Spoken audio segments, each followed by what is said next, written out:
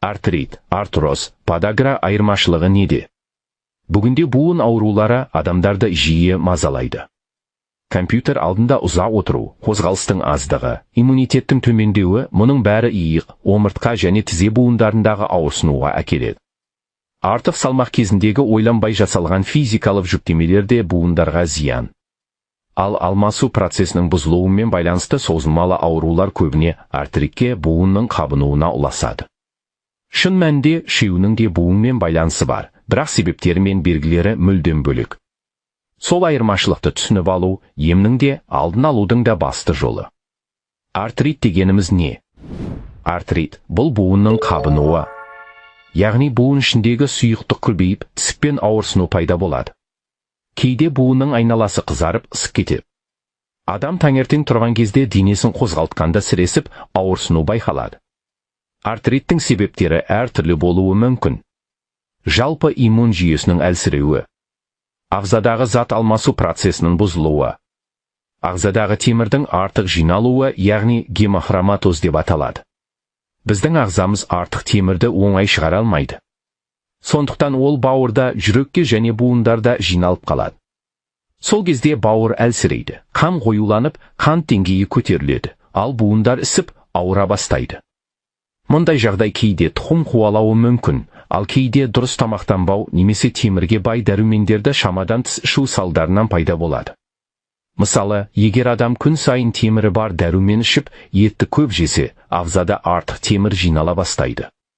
Мәселе еттің өзінде емес, оны көбіне көмірсуы көп тағамдар мен картоп, макарон сияқты бірге жеуде. Мұндай комбинация ағзаны әлсіретіп, зат алмасуды баяулатады. Не істеу керек? Темір қоспаларын шамадан тыс ішпеңіз. Көк шай, кориандр және кверцетин сияқты табиғи заттар ағзадағы артық темірді азайтуға көмектеседі. Клетчаткасы мол көкөністер мен дәнді дақылдарды жиі жеңіз. Қант пен ақ ұн өнімдерін шектеңіз. Ал аралыға шығу, ағзаны тазартып, қабынуды басатын ең табиғи емнің бірі. Ал артроз дегеніміз не? Артроз кезінде шеміршек тозып, буын беттері бір-біріне үйкеледі. Бұл кезде дөрекі, құрғақ сықыр пайда болады. Кейде буындардың анда-санда сықырлауы қалыпты, бірақ жиі әрі қатты сықыр артроз белгісі болуы мүмкін. Артроз көбіне егде жаста кездеседі.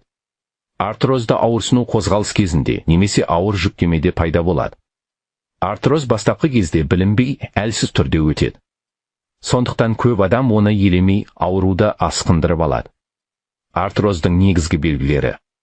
Қозғалған кезде немесе ауыр салмақ түскенде буында ауырсыну пайда болады. Буын сығырлап, қозғалыс шектеле бастайды. Уақыт өте келе буын пішіні өзгереді, бірақ ісіну байқалмайды. Артроздың басты себептері. Жас ұлғаюы, артық салмақ, бұрынғы жарақаттар, тұқым қуалаушылық және ағзада минерал мен дәрумендердің жетіспеушілігі. Емдеу жолдары. Біріншіден, буынға түсетін салмақты азайту қажет. Екіншіден, тұрақты түрде жеңіл дене жаттығулар мен физиотерапия жасау керек. Арнайы диета ұстану маңызды, пайдалы майлар мен белоктарға бай тағамдарды таңдау. Хондропротекторлар мен гиалурон қышқылы шеміршек тінін қалпына келтіруге көмектеседі. Ал ауырсынуды басу үшін қабынуға қарсы дәрілер қолданылады. Бассейндегі жаттығулар ең пайдалы әдістердің бірі, өйткені суда буынға түсетін салмақ азаяды. Егер артроз жайлы толығырақ білгіңіз келсе, біздің арнада осы тақырыпқа арналған видеолар бар, тізе буын артрозы және артроз кезінде қалай жүру керек. Сол видеоларды көріп, пайдалы кеңестер алыңыз, сілтемелері осы видеоның астында берілген. Ең бастысы, өз бетіңізше емделмеңіз. Уақытында дәрігерге барсаңыз, буындарды сақтап қалуға толық мүмкіндік бар. Подагра, яғни қиям дегеніміз не? Подагра артриттің бір түрі, бірақ айырмашылығы зәр қышқылының буындарға жиналуында. Көбіне аяқтың бас бармағы ісіп, қатты ауырады. Бұл ағзада зәр қышқылы шамадан тыс көбейіп, буындарға қатып қалуынан пайда болатын ауру. Оны анықтау үшін биохимиялық қан талдауы жасалады. Негізінде, зәр қышқылы ағзадағы табиғи зат. Ол микробтармен күресіп, ағзаны тазартады. Бірақ ол көбейіп кетсе, керісінше зиянға айналады. Қан қоюланып, тамыр тарылып, қысым көтеріледі.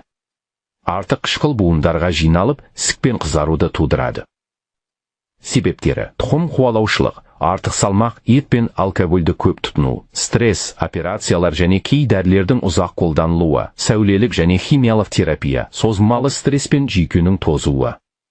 Негізгі белгілері: аяқтың башпайында ісік пен қызару, өткір ауырсыну, буынның жанасуға да ауырсынуы, түнде ұстама түрінде қатты ауру сезімі. Табиғи ем түрлері: сельдерей, артишок, шалфей және тимьян сияқты шөптер ағзаны тазартады. Құрамында калий көп тағамдар банан, шпинат, авокадо және сельдерей пайдалы. Омега-3 балық майы қабынуды азайтады. Ал тұзды азайтып, суды көбірек ішу міндетті. Қозғалысты арттыру ең қарапайым ем. Күн сайын жеңіл жаттығу жасап, жаяу жүріңіз, бұл буынға қан жеткізіп, оны майлайды. Дұрыс тамақтану маңызды. Қызыл етті азайтып, балық, көкөніс, жеміс, сүзбе мен ірімшік сияқты жеңіл тағамдарға көңіл бөліңіз. Алкогольден аулақ болыңыз, күніне 2 литрге дейін су ішіңіз. Ыңғайлы аяқ киім киіңіз. Артық салмақтан арылыңыз, себебі ол буынға артық жүк түсіреді. Стресстен сақтаныңыз, жүйке тозуы қабынуды күшейтеді. Суықтан қорғаныңыз, буын суықты ұнатпайды, әсіресе тізе мен аяқ жылы ұстаңыз. Дұрыс ұйықтап, тынығу режимін сақтаңыз, бұл ағзаны қалпына келтіреді. Буын біздің қозғалыс тірегіміз. Ол ауырса, өмірдің сапасы да төмендейді. Артрит, артроз және подагра сырттай ұқсас болғанымен табиғаты әртүрлі. Артроз кезінде тек буын зақымдалады. Артрит бүкіл ағзадағы қабыну процесі. Ал подагра тұздың жиналуы. Ерте анықтау мен дұрыс күтім ауруды асқындырмайды. Дұрыс қозғалыңыз, дұрыс тамақтаныңыз. Ең бастысы, өз бетіңізше емденмеңіз. Уақытында дәрігерге қаралсаңыз, буынды сақтап қалуға толық мүмкіндік бар. Көп көрермен доктор Берік арнасын жазылусыз бөледі. Ал жазылу дәл осындай пайдалы, шынайы, қазақша медициналық контенттің жалғасуына көмектеседі. Егер сізге ыңғайлы болса, дәл қазір жазылып, ол видеоны жақындарыңызға жіберіңіз, бір адамға болсын, пайдасы тисін. Берік болыңыз, бірге болыңыз.